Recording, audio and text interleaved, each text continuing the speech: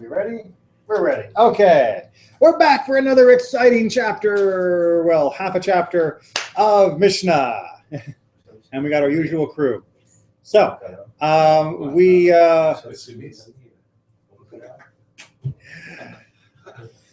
when last we met our intrepid heroes, they were getting ready to do the actual cooking. And as we talked about, it needs to be done in this very special way of roasting. It needs to be done in a very non-wet environment. But there are other things that can complicate the process that have to do with the interplay between the sacrifice and the eating. One theme that's going to come up over and over and over again that we have to bear in mind as we look at the distinction between the Passover sacrifice and other sacrifices. What is the main goal of the Pesach offering? What is its main destination?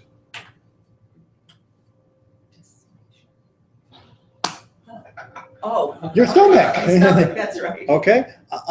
This is important. Unlike other sacrifices, the main goal of the Pesach offering is that it should be on your Seder table and that you should be eating it. Right? That's going to figure importantly into the distinction between it and other sacrifices, because other sacrifices, although many of them can be eaten, here I think I do have an extra copy. Although many of them can be eaten, I may even have more than one extra copy. Even though they can be eaten, that doesn't mean that their primary goal is to be eaten. Their primary goal is to be offered, or parts of it to be offered on the altar, right? So this is a major difference that's going to play out in how the halakha unfolds. Good? Enough of an introduction? All right, let's get to the meat of the matter. Yes. All right, so by my records, and we missed a week because of the staff meeting here for our teachers, we should be on Chapter 7, Mishnah 5. Does that match everyone? Yes. Good. Yay for record keeping. All right. Harriet, I know you love, and you read it so nicely. If you don't mind. Mishnah 5.1. If the flesh was defiled while the fat remained clean, he may not sprinkle the blood. But if the fat was defiled while the flesh has remained clean, he must sprinkle the blood. All right, that's all very clear, right? Okay. All right, so let's make sure, because I guess we could try and do a little chart here. Flesh, fat, blood. I guess I should have put. Yeah, hold on a second. Let's do it in the order that it talks about. Flesh, fat, and blood. Okay. So for any particular sacrifice, its pieces can be divided up into three main categories. You have the flesh, the actual meat of the sacrifice, the body of the animal. You have the fat. These are these special fats that were reserved for the altar only, and to this day we still do not eat. That's part of what a shochet's job is to remove the fats that would have been offered on the altar, so to make sure that we don't accidentally eat them. They are prohibited for all time, even without a temple. And then blood. The blood was sprinkled upon the altar as well. We got that as a basic rubric? Okay. So the question becomes, if one of these is disqualified, if it becomes ritually impure, can you still use the other ones? But that's what we're learning in the Mishnah, right? So the first Mishnah, right? If the flesh was defiled, right? We're going to use a D because Tameh and Tahor, they have the same letter. So, well, at least in English. So if the flesh is defiled, then what do we say happens for the blood? He may not sprinkle the blood. Okay, right? No sprinkling. Right? If the flesh is defiled, no sprinkling of the blood. That's right. That makes sense, actually. What's that? If the flesh is what? Defiled. The flesh is the act defiled, made. It's tameh. Clean. Right, made ritually impure. So if the flesh is made ritually impure, and we're talking about worst case scenarios here of how would it happen that in the moments between the slaughtering and the actual offering that the flesh became defiled but the blood didn't. You're dealing with abstract cases here, but it's going to highlight the point of the sacrifice if you bear with me. So if the flesh becomes defiled, the blood can no longer be offered on the altar. That is sort of as though if an animal has a blemish, that will be the flesh of the animal, then he's not pure enough to be sacrificed. And that's even if the fat remains clean. Right. Even if the fat remained clean, you still cannot offer the blood on the sacrifice. Right? Let's give the alternative case, and then we'll explain why. Right? However, so this is for the Passover sacrifice. However, in the case of others, that's the other column. That's in part 2. Oh. Sorry, to read part 2 of Mishnah 5. I will, but the first half of part 1 was the other way around. Okay. What? The first half of part 1 was that the fat was defiled. Oh, sorry. Yes. So we're on Pesach 1 and Pesach 2. Right. Thank you. And Pesach 2, we were talking about, but if the fat was defiled, while the flesh remained clean, then you may, then it's okay to sprinkle the blood. Okay to go ahead and sprinkle. Right. Okay. However, on the other category. But in the case of other dedicated sacrifices, it is not so.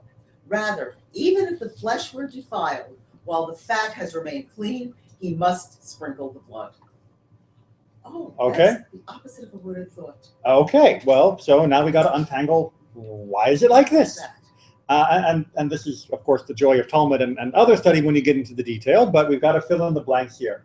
And the blank that's missing is, what is the purpose of the sacrifice? What is the purpose of the Passover sacrifice? It's to be eaten that night. It's to be eaten. To be eaten. So what's the most important part of the sacrifice? Oh, the flesh. The flesh, because this is what will be eaten.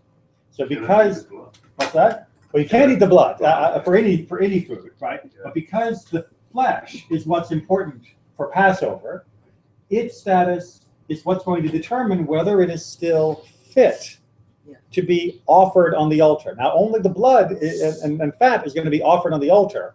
But what they're saying here is that because the flesh is the most important part, that's why we're dealing with the roasting of it so in such detail, the blood is going to follow the status of the flesh. However, for other sacrifices, if the fat is disqualified or if the flesh is disqualified, the sacrifice is disqualified. Right? It doesn't. The flesh being defiled is not allowed. No, but it says in the case of other sacrifices, even if the flesh is defiled, he must sprinkle the blood. Sorry. The other way around. See, this is what happens with a long day. Yes. Thank you. Long day. That's why I was hoping the chart would help keep my brain straight. All right. So. Well, it's keeping mine straight. Even if the flesh is defiled, because it is considered ancillary to what is being done, you still sprinkle the blood. Thank you. I knew there was something that didn't sound right in that sentence. Okay. Right. Because the flesh in the regular sacrifices, the run-of-the-mill sacrifices, the non-Passover sacrifices, is kind of like the container for the important stuff. It's what's holding the blood and the fat. What happens to it after the sacrifice has taken place? Who cares? So what happens if the fat is impure? If the fat is impure, then still the blood is fine. If the fat is no, because if you say that for the others, the main part for the others sacrifice is the blood, because you don't eat. So my logic is the extension is that you don't care what happens with the flesh and the fat. Even if the fat if the flesh and the fat are impure, blood. Still the blood. My logic is still the blood is okay. No, the logic actually still goes. Hold on a second. Let me make sure. If I remember correctly, and I'm pretty sure I do, the logic still goes that if you have C and D, that is to say, if you have clean flesh but defiled fat, you still do the blood sprinkling, right? Because at least one part is still okay, right? So basically, as long as one of the pieces of the animal are okay, the sprinkling needs to still take place. On the other hand, for Pesach, the flesh is so important that it takes precedent over everything else. All right, so that's really what this Mishnah is, for us at least in the modern world, is highlighting, is that primacy of what's going on with the sacrifice being eaten. That's driving our understanding of the halakha. So must be one part clean in the others. If both part for the other, right? Then the sacrifice is just disqualified. If there's nothing that's clean, then there's no sacrifice. There's no actual meat, so to speak. There's no there. All right. There is a logic, exactly. That's logical. Yeah. Let's see. Okay. Onward. I'm going to go ahead and erase this just in case I need a blank board. Mishnah 6. If the community or the majority thereof was unclean, or if the priests were unclean and the community clean, they make the Pesach sacrifice in uncleanness. All right. So welcome to Mind Blown. Yeah. Remember 2 weeks ago, I hope, we talked about the sacrifice being offered in uncleanness. And I said, this is not talking about people who have to come back the next month, Pesach Sheni. We're talking about the sacrifice being offered even though people are unclean. This is the special case scenario that's being discussed here. So if the community or the majority of them are unclean, right? And I try to imagine what might have happened. Plague. There's a plague. Yeah, thank you. That's a great example. There's a plague. You got bodies everywhere. Every house has somebody dead in it, right? Right before Pesach. What are you going to do? Right? If the majority of the people are unclean, or if even the majority of the priests are unclean, you go ahead and do it anyway. Now, if it's just a minority, you tell them, wait till next month. But if it's a majority, then the sacrifices take place as usual, despite the status of ritual impurity, because it is so important to have the sacrifice for your Seder on that night. That's how important the Seder was. Well, it's how important the Seder should be, but we don't have this particular issue. Does that make sense? Yes. Okay. But okay, now I have a question. Was there always, which is I think I've read this in the Torah. God always had a backup for a priest that in case if the priest was If there's one priest, yes. So like let's say, one priest becomes unclean, then yeah, other priests can take over the job, no problem. And I think what we're remembering is from Yoma about Yom Kippur. Yes. The high priest, there was always a backup high priest just in case he became impure, so that on Yom Kippur we could do the sacrifice. Right. So, but that was only one guy we had to worry about. Here we're worrying about everyone, right? If all the priesthood is I for thought that was pertaining to everything. no, well, I mean, the idea that you have a backup is fine. And yes, if the high priest became impure and for whatever reason he couldn't do his job, a substitute would step in. But this is talking about mass uncleanliness, which always sounds weird. Remember, we're talking about ritual impurity here. We're not talking about physical impurity. Okay. Right. Like if everybody died around, That's all what- is a spiritual uncleanness. Exactly. That's what he Exactly. said, A plague is a perfect example of, God forbid, how something like this could actually happen. Okay, part 2. If a minority of the community were unclean, those who are clean observe the first Pesach, while those who are unclean observe the second. Which is the regular, and that's what in Bamidbar the Torah talks about, right? It says there's this group of guys that show up and say, hey, Moses, we missed Passover because we were ritually unclean. What can we do? And Moses says, I'll be right back. And he says, what you're going to do is you're going to do it a month later. What is for the Mishnah minority? Which percentage minority and which percentage become to be not enough minority? Not majority, but not enough minority. Majority and minority mean what they sound like. Like Right? 50%, 50%, more than 50% is a majority, and fewer than 50% is a minority. So if you have 40% of Am Israel, 45% of Israel Are that is unclean? contaminated, is still minority? Yes. I mean, you got to draw a line. So majority and minority mean what they sound like. So it's not something hopefully that will ever happen. But that is the way the law is set up. Okay? Okay. Thank God for modern sanitation and modern health that we don't have plagues like they used to for these kinds of issues. Okay. Chapter 7, Mishnah 7. Right, and again, we're talking about worst case scenarios again. We're doing a whole series here of worst case scenarios. This is English, right? This is English, well, except for the word Pesach. And frontlets and propitiating. Yeah, well, yeah, we'll get to that. We'll get to that. Okay. A Pesach whose blood has been sprinkled, and then it became known that it was unclean, the frontlet propitiates. Isn't propitiate good? Right. So What does that mean? It covers it. What? is teats? The frontlet. So what we're talking about here, all of you have to go back to your picture of the Kohen Gadol, right? The Kohen Gadol, in all of his clothing, right up on his head, he had a little gold plate. Oh, that's the front. That's the frontlet that we're talking about, and that's the seats that you're talking about. It's the seats in Hebrew, which doesn't help more than frontlet for most of us because we don't wear these things all the time. So that's what's being described here. It's this little gold plate that was on the forehead of the Kohen Gadol.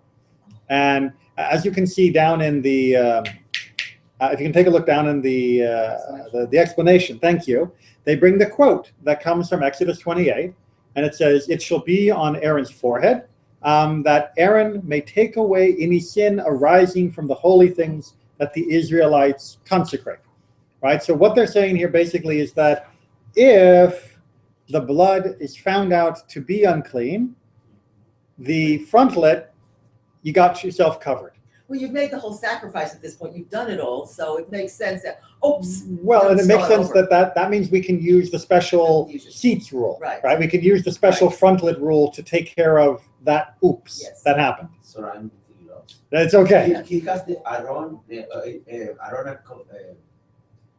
the Kohen Gadol has a plate here, Right. a golden plate here. Yeah. Like an Like a crown tiara, almost. Yeah, like a tiara, Like like a a tiara. diadem. Yeah, sure. And when the, I mean, it's on a string, but yeah. and when the blood was there by mistake, that it's not supposed to be because Right. it's contaminated, Right? you need to take out his tiara. No. Just the fact that he The has it. fact that it exists. It's the magic. It's. Did you ever play Monopoly? Yes. Right. So you know you could get a card that said "Get out of jail free." Yeah. I love that. That's it. That's it. Right. Comes from- So, oops, and they go, "It's okay. It's covered. This covers it." So it's covered. Why did they need to explain? If anyway, that's Because not. if I found the Well, blood contaminated. Because I we're might going to be- find that there are other circumstances that it doesn't cover. So That's- is it that's on part- that's him part or two. the He's animal? wearing on him. No, it's on the him. Kohen, It's on him. the It's priest. part of his He's standing- bigadim, part of his Uniform. uniform. Thank you. I The was high thinking, priest uniform. yeah, the vestments, the fancy English word. Yeah. Yeah, just the fact that he's standing there, he has this on his head, he's made the sacrifice, that purifies everything. Exactly. But Well, man, not Not everything. That purifies this condition. Right. But were Well, you- because it's really important. Remember, is. if it turns out that it can't cover this, Yeah. then that sacrifice is not considered valid, and that sacrifice then can't be at your Seder table. And that's So- that night, so you don't have a lot of Exactly. time to There's no play around. backup, or No. very little backup. Very But little were you saying that if he were if Aaron was wearing that and then the animal's blood got on that? No. Nothing to do with that. Had nothing to do with an actual contact with the blood. The blood got It's- contaminated. for some Right. The reason. blood. Well, no. If you read very carefully, right, it becomes known that it already was unclean. Yeah. Right. Well, So he sprinkled it, and then Oh. afterwards, someone says, "Oh, did you sprinkle that blood? That was the blood that the lizard was crawling through." Yeah. They go, "Oh man, we already sprinkled it." And then the question is, does the sacrifice still count as an okay kosher sacrifice for Yes. Pesach or not? And who got the punishment for? We'll worry about punishment. Things happen. We'll do punishment in a couple of The blood pages. was unclean because the animal wasn't kosher. or No. because No. Something happened to the blood. yeah. There's something that happened. Somebody who wasn't ritually pure maybe touched the blood, right? So, or something that is ritually impure, like a lizard touches the blood. Mhm. So remember, they're passing it up and down the line. So something happens, while they're passing it up the line. There's somebody who suddenly has a Throw away. lesion. They who has an oozing in a way that can be ritually impure, right? Because remember, men have those issues too. And he passes it on, and then he realizes, oh wait, this just happened to me. Wait, stop the blood! And it's already going on the altar. Mhm. They say, don't worry, the frontlet covers it, and the sacrifice is still considered valid. That's right, it's Yeah, pretty- because there was nothing to do with the flesh. The flesh was still clean. Well, yes, but let's look at part 2. Oh. Okay. If the body of the owner became unclean, the frontlet does not propitiate. Because they, the sages said, in the case of a Nazarite, and he who sacrifices the Pesach offering, the frontlet propitiates for the uncleanness of the blood, but the frontlet does not propitiate for the uncleanness of the body of the owner. Everyone Yeah, got that? confused. All right. That was So over my head. Oh, man. if you discover that it wasn't the blood that had become impure, but the owner that had become impure after the sprinkling had already taken place, sorry, it doesn't work to cover The owner that. of the animal that Yeah, was sacrificed. Exactly. So if the owner is the issue, that can't cover you. However, if it's the blood that's an issue, that it can cover. And must happen. So what happens During with But hold on, one question at a time. And must happen during the process of bringing the blood. That must be immediately. Yeah, we're not talking, like I The said, owner. worst case scenario. No, I know, but Yeah. immediately must be the impurity. Yeah. Like it must be like in the process that in the next 2-3 minutes when they are passing, something happen. Right. Okay, Yeah. so become impure. And things can happen, right? Yes. So you would have to bring a different sacrifice if this is what was going on, right? Or do it in the second Pesach. Or come back, or come back. So what Exactly. happens to the owner then? What do you mean? What happens to him? If he becomes unclean, Right. He'll have to wait a month, or Yeah. if it's a type of uncleanliness that can be rendered pure immediately, then they'll go through that. okay. But basically, yeah, it's sorry, that sacrifice is null and void. But remember, it's a question of whether he was unclean. He was unclean before the blood reached the altar, but it wasn't found out until after the blood reached the altar. If they know that he's unclean before it reaches the altar, it's not going to the altar. Of course, exactly. So this is worst case scenario, and it's again just trying to highlight the precision with which this was done. All right, part 3. If he was defiled with the uncleanness of the deep, the frontlet propitiates. Okay, so there's different types of uncleanliness, ritual impurity. Uncleanliness of the deep is the most severe category, but it's the one that comes from the contact with the dead, right? So if that was the case, someone comes and says, okay, let's see, come up with a scenario here. So you are at the temple, you're sacrificing the animal, the sacrifice has happened, and the blood is heading its way up the altar. It gets to the altar, it gets sprinkled on the altar, and someone says, wait, did you say you were from 50 South Moss Road? But that's built over the top of a graveyard. That's the deep. Oh, I didn't know that. Right? So that, what do you mean you walked through that room? Didn't you know in the corner of that room there was a dead body? No, I didn't know there was a... That does get covered.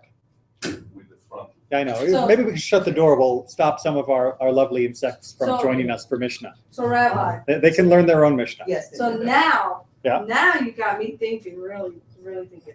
Okay, so let's say they found out that this was built by over the grave, right? Mm-hmm. All right. So what happens next year? Do we tear this building down and rebuild the next No, synagogue somewhere else? Or No, we you just go to the Well, mikveh before you go to the temple. Right. Well, Go to the mikveh.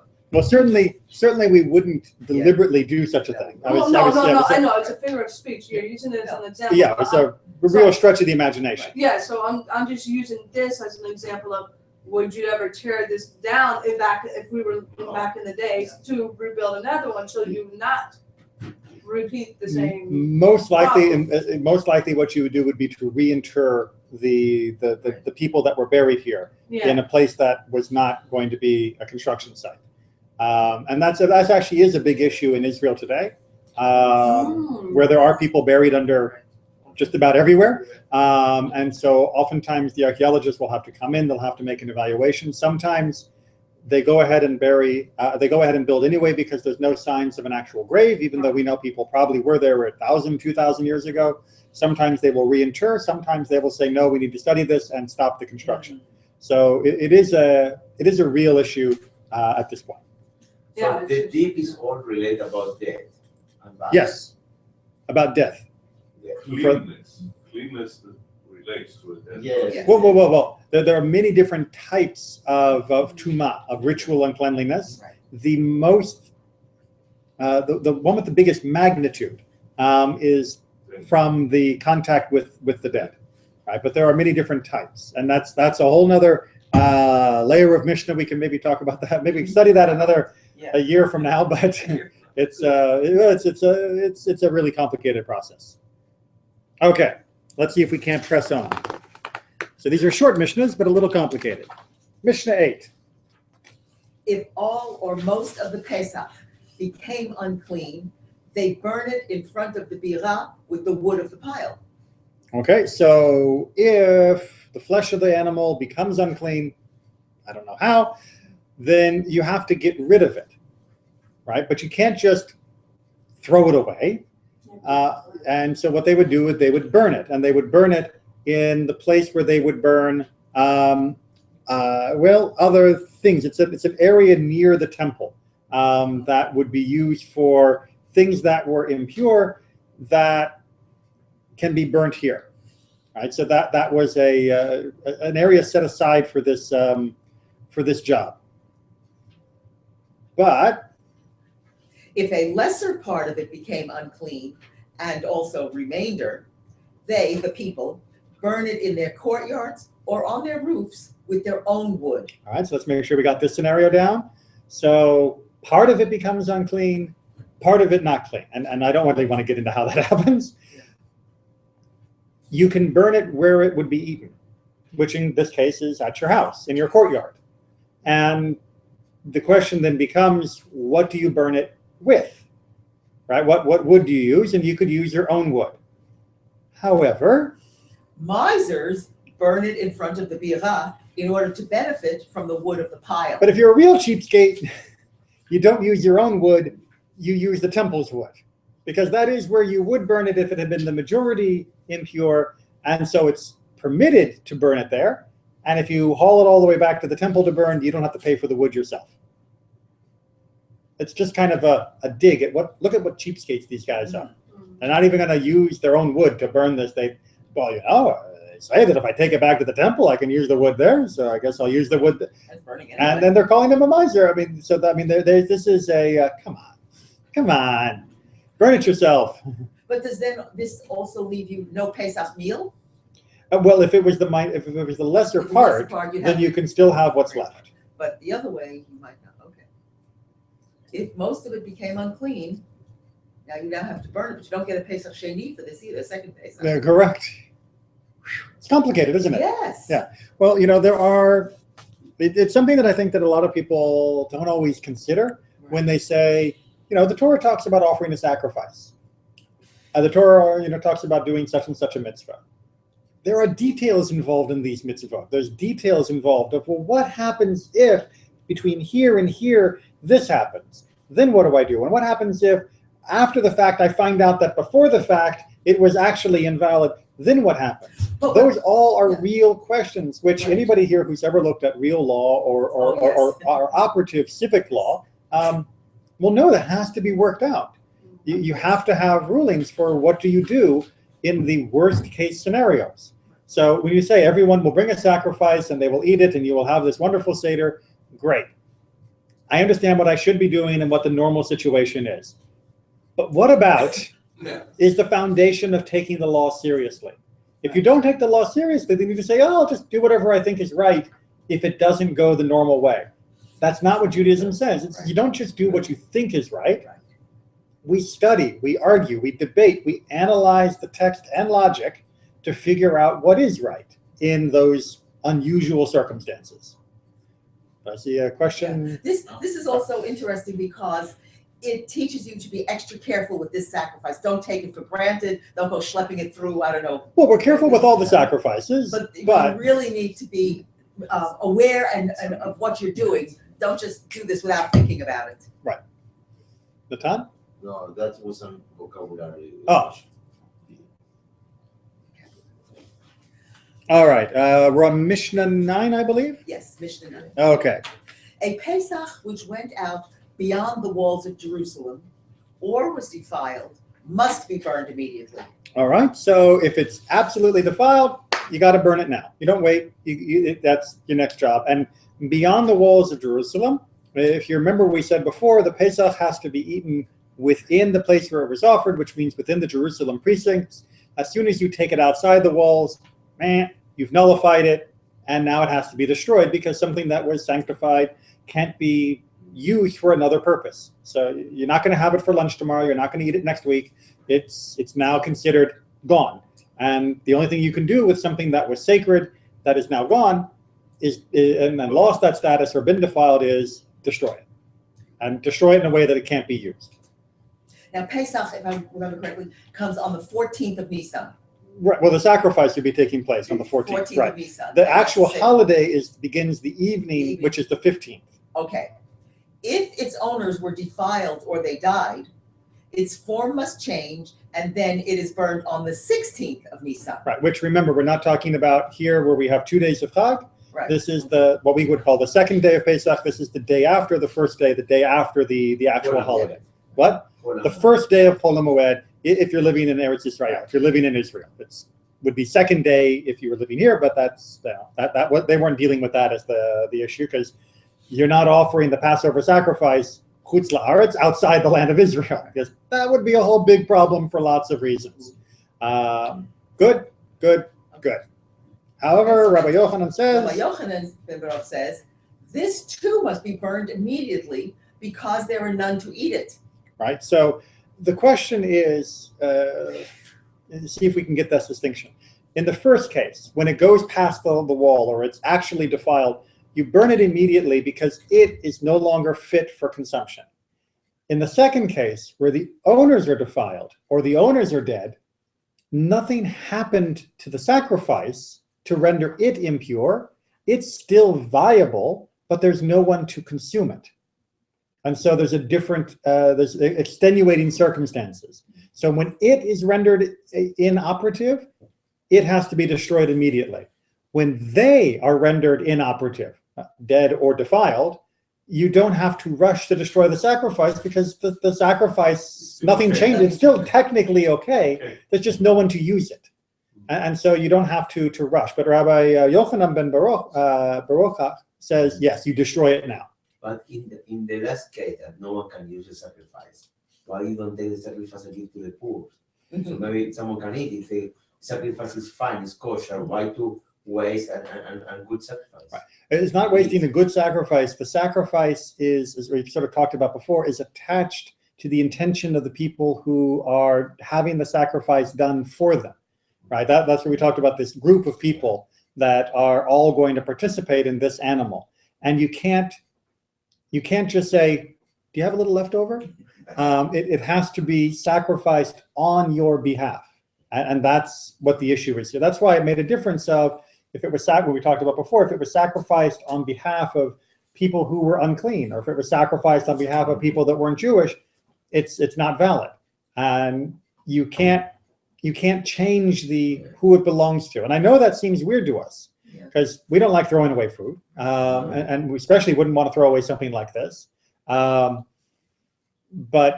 the poor should already have somewhere to be. That is to say, the poor should be taken care of so that they are at someone's Seder table. Somewhere, somehow, they should be participating in this. And B, that which is Kodesh, that which is sanctified, there are special rules of how it can be treated and used. But I don't know. I think that the solution, like I see, is not so complicated. When you do the sacrifice, just add a sentence, and in behalf for my family or friends, and also behalf of all the Am Israel.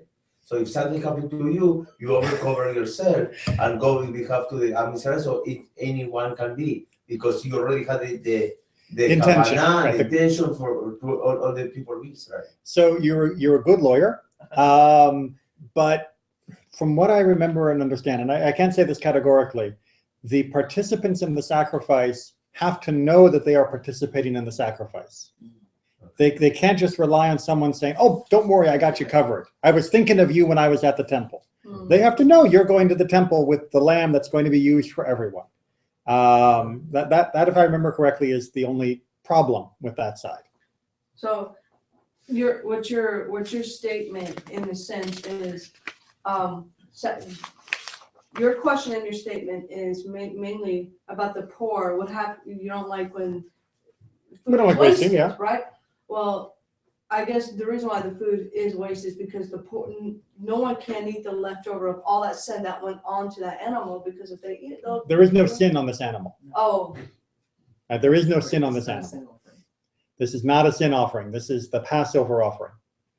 oh. Right? That has nothing to do with a sin. So yeah, that's not an issue in this case. Chapter 7, Mishnah 10. 10. If the bones and the sinews and the remainder of the Pesach, the bones and the sinews Yeah. and the remainder of the Pesach are burned on the 16th. Now, for once, we don't begin with an if. That's right. This is the first time. This is not an if. This Yeah. is not a conditional. Right. This is do That's this. it. They burned on the 16th. Right. So remember this notar, that's the remainder that is left over. That is to say, anything that wasn't eaten past the midnight deadline for what you're supposed to be eating. That plus the sinews and the bones, you don't get to keep it in Tupperware. Right? It has to be reduced, because even though it couldn't be eaten, it needs to be disposed of in the manner of disposing of holy sacrifices that can no longer be used. So you do that, first opportunity, which would be the next day, first day of Chol HaMoed. So it's very similar to do the Gizra, when you burn the books, the Geniza. the Giza. It's the same idea. But we don't burn books. We actually bury them. Okay, You yeah. don't burn 'cause then people Right. burn. Something that has Shem Kadosh, the holy name in it. We don't burn. We bury. In fact, we just did that last Sunday. We did a small burial with the school. Yeah. So what do you do with the Torah? What do you mean? With the Like, Torah that can no longer Torah's be really- used? Yeah, It is It buried. was buried in a cemetery. and then like in a regular cemetery. Preferably, the custom is often to bury it along with somebody that was Somebody, righteous. A particularly outstanding person of the community. That is one of the customs. Of course, the best custom is to make sure you can keep the Torah and use it more and more and more. Yeah. So it's good to be able to restore and keep Torahs in service. That's why I'm very happy we have a 200-year-old Torah, Ooh, and we still can read from it. It's still kasher. So amazing. Torahs can last. Yes, they can. They're a durable document in so many ways. Very, as long as it's very well taken care of. Okay, so the bones and sinews, the remainder are burned on the 16th, but if the 16th falls on Shabbat, they are burned on the 17th, because they do not override either Shabbat or the festivals. Right. So the festival itself would be, well, if I know tomorrow's going to be Shabbat, why don't I go ahead and burn it on Yom Tov, on the first day of Passover, maybe after services or something. And no, you don't do that kind of burning on Yom Tov, and you certainly don't do that kind of burning on Shabbat, so you're just going to have to wait. Makes sense? Logical? Good. That one's not so controversial. All right, Mishnah 11, moving along. Okay. First point. Everything which can be eaten of a full-grown ox may be eaten of a tender goat, as well as the tops of the forelegs and the cartilages. Okay, who here's a butcher? So what this mission is trying to describe is, all right, so we've got this Pesach offering. How much of it can I eat? Right? Can I eat all of it? Or what do I have to leave behind? Now, this is not just you're really, making a pig of yourself. No. This is, I want to divide this up with a lot of people to be able to maximize how many people can eat from the Seder, from the Pesach offering of the Seder. And so if you're getting cartilage, it still counts as the Pesach offering. Cartilage is that sort of, Soft chewy, tissue. soft tissue between bones. You can't do the mitzvah with the bone itself, but you can do the mitzvah with the cartilage. So there's not a minimum size of the sacrifice you need to eat. Uh, Because sometimes you need to say to eat, for example, in Pesach, okay, Right. that amount minimum of there is a minimum size, a shiur, and it's the kazait. It's like an olive's worth. right? That's So- the minimum. Right, but again, an olive's worth. We're not talking about the steak exactly. An olive's worth. You can cut that piece of meat really small and make sure that everyone can have a piece. Which is why I said there should be no problem with feeding the poor. right? Because we're not handing everyone a quarter pounder. You could if you had lots of lambs and everyone was wealthy, sure, but chances are most people for the Pesach are going to get a tiny little bit, which is why, as we talked about earlier, the chagiga was so important. The chagiga, if you remember, was the bonus meat that was being offered, or not offered per se, but was being used to supplement what was going to be eaten at the Seder table. Right, so it's kind of the bonus semi-offering that took the role of main dish if you didn't have enough lamb to go around. Make sense? Rabbi, I have a question. After Jacob fought the angel, right? We are not supposed to eat one part of the animal, Mm. the shock, I think. Right, Eat right. from the shock. So for the Pesach, you can eat. No. No, So the things that are still prohibited are still prohibited. It's only prohibited. Right, but the question is here, what can you eat and still count as eating? How is it eaten? Right, so for example, if I gave one person a steak and the other person got the cartilage, you might think to yourself, I didn't actually eat anything. I chewed on a whole bunch of stuff, but that doesn't really count, does it? And the answer is, yeah, it does. Yeah, I think it what it's counts. talking about is, it says you can eat the foreleg. What we're forbidden is this Yeah, part of the leg. The The thigh. foreleg you still can. Well, we're not actually forbidden the No, whole you have thigh. to take it apart. And trust me, in the ancient world, Yes. before modern convenience Right. of sharing meat between kosher butchers and non-kosher butchers, Yeah. only one direction, Yes, yes, right. you ate everything. Yeah. You know, if you killed your cow, trust me, you were removing the sciatic nerve and the tissues around it, and you were eating the And rest then of you it. eat the rest. Why can't you eat the thigh?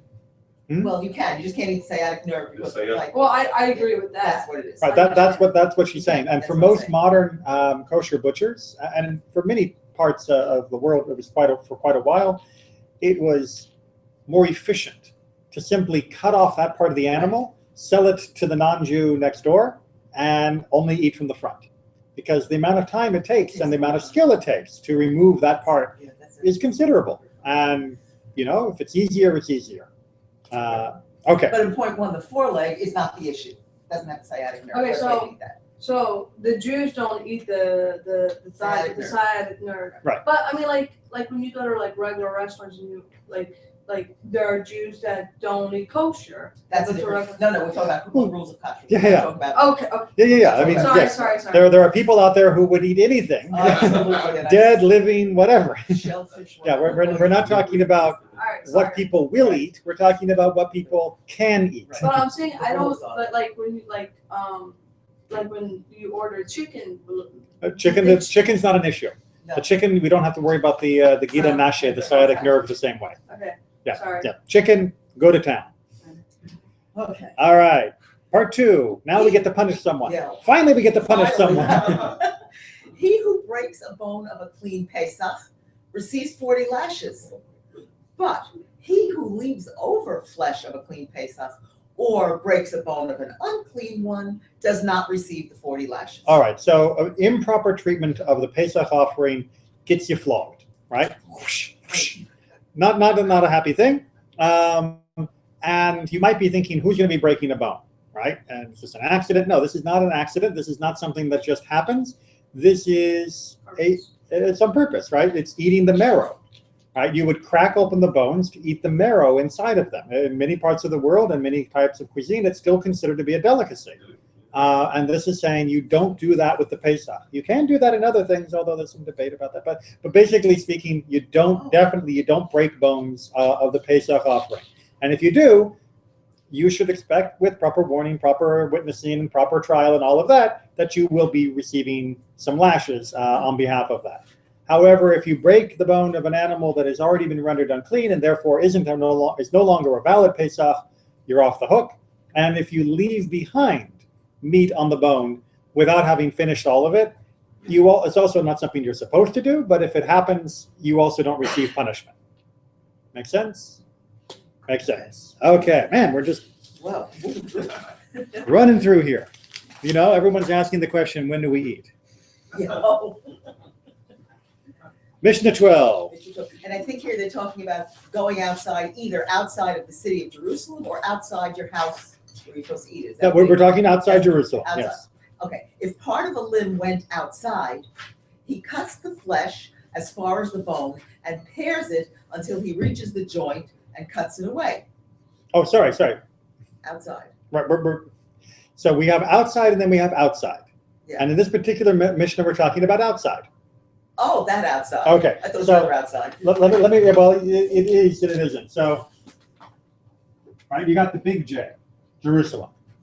Right, and those are the walls of Jerusalem, not drawn to scale, not drawn to actual map. I'm not a Google map. And then you've got my house, right? Beit Sheli, my house. I'm at the temple, roughly over here, and I take my thing home. And if I head outside, meh, I'm in trouble. Right? No good. We already established that before. I get into my home, no problem. Right. I take part of the meat outside home, and that's a problem. Right. Once it goes inside home, this outside your home becomes outside, just like this becomes outside. Right? So as soon as it's sacrificed, all of Jerusalem becomes your barrier. Once it's in your home, the home becomes the barrier. So it's applying the rule of the Shabbat. Kind of, yes. And private. Right, except you are allowed to carry food on the Chag. You are allowed to move food generally, but the Pesach, no. It's more strict like in Shabbat. Exactly, because it has to be From eaten one where to the other. its designated spot. However, if part of the limb went outside, what do? You have to cut down to the bone and you pare it away until you get to the joint and remove it. Right? You remove the flesh that has been essentially defiled by removing it. And that's the flesh you can't eat. You Can't eat. That's the we're done. Right. That you scrape off that section and you be more careful with the rest of it. However, but in the case of other sanctified meat, he cuts it off with a large knife because they are not subject to the prohibition of breaking a bone. right? So, you did something wrong. You didn't do the way you were supposed to do it with these others, and it's also gone outside. You need to get rid of it, and you can just cut it more aggressively because you don't have to worry about the bones. Whereas with the Pesach, even though you're getting rid of the meat because you can't eat it, you can't just hack it off because then you would be violating the breaking of the bone of a kosher Pesach offering. That's 40 lashes. And that's 40 lashes. So yeah, be careful with the knife. Yeah. Be careful with the knife. Well, you should have been careful with the meat in the first place, but be careful with the knife. All right, so what counts as in and what counts as out? From the doorstop and within, it is as the inside. From the doorstop and without is as the outside. And go ahead and do B. The windows and the thickness of the wall are as the inside. All right, so everyone understands doorstop and window thickness, right?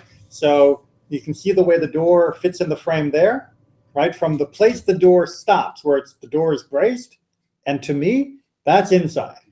And from where the doorstop is to the out, even though there is a lip of building around it, that's still considered out. The same is with Shabbat. The same definition from inside outside. Yes and no, depending upon what your portico looks like, what your external door jamb, foyer, balcony, colonnade. Oh, I see. Because if you had a covering and like a porch, that's the English word. Porch. God, balcony. I know, but I'm trying to come up with all these other words. Your porch can determine whether or not it's considered your personal domain or public domain, or if it's a blended domain. What's outside your door matters. For the Pesach, no, it's your door is your door. And that's inside, outside for the Pesach laws, not for the Shabbos laws. So it could be the same, or it could not be the same, depending upon your porch. If you just had a basic hut with a door, yes, it's the same.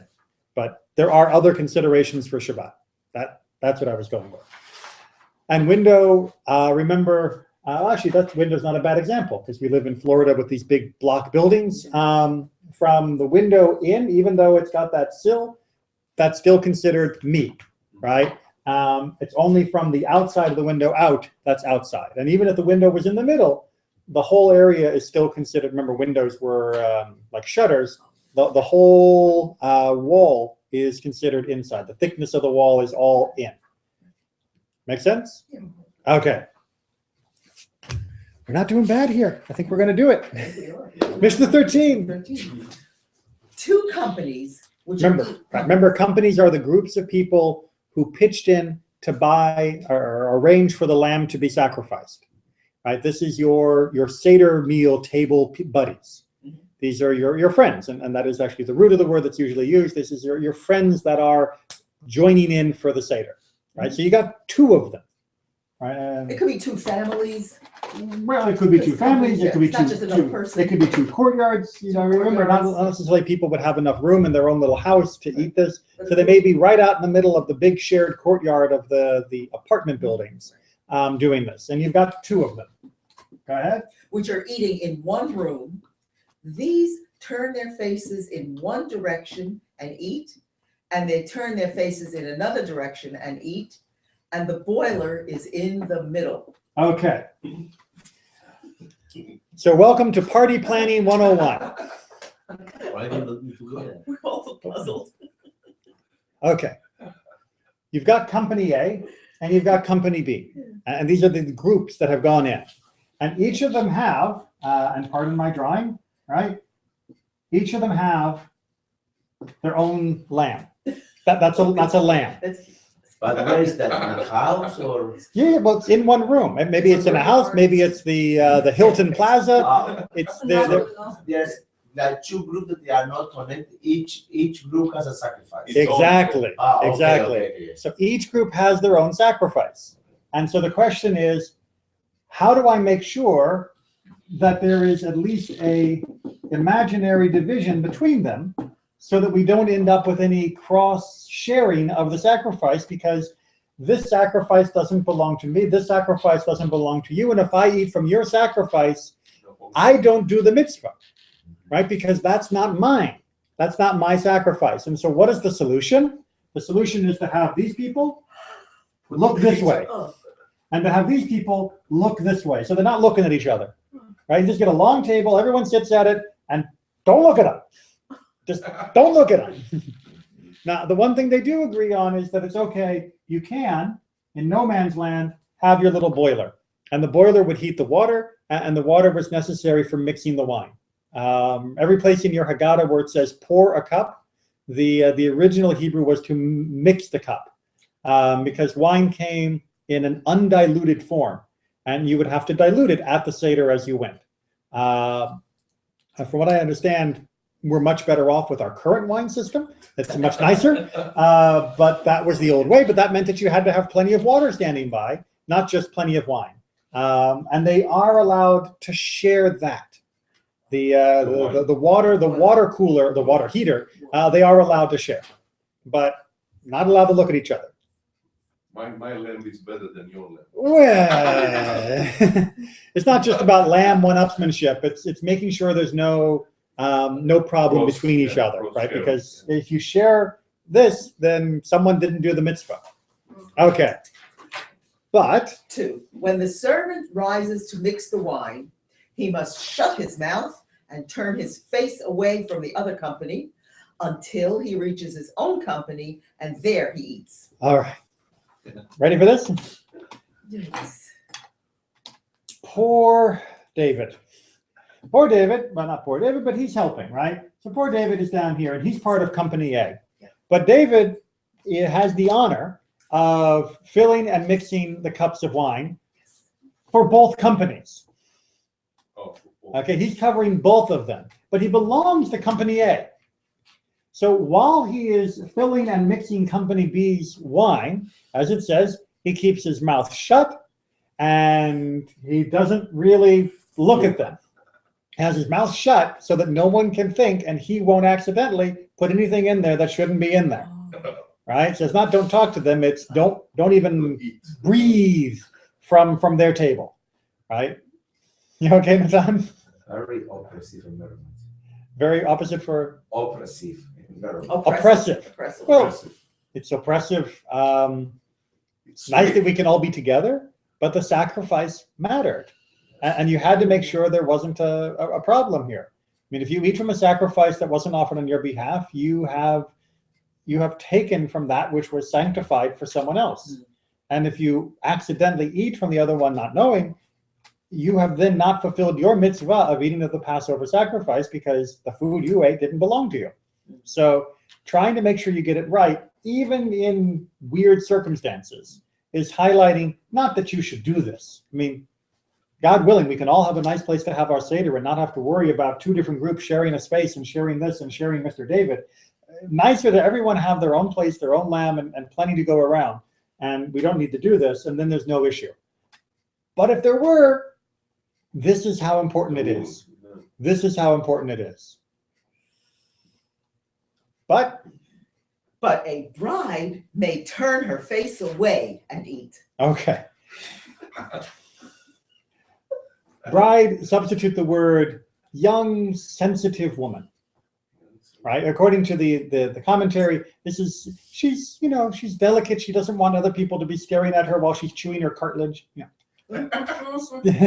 So she needs to turn away from her group while she does that, so they don't look at her and watch her masticate, chew it up. Yeah. But of course, if she's turning away from her group, she'll be looking at their group. It's okay. She has permission. She can do that.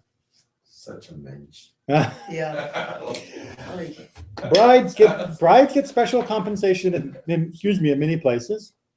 Pregnant women get special compensation in many places as well in halakha. So it's not all oppressive. It's strict, absolutely. It's very strict, but it's not oppressive. And with that, we come to the end of chapter 7. Chapter 8, coming right up next week. All right. Rabbi, I have a question that is not to do with what we just learned, but it's about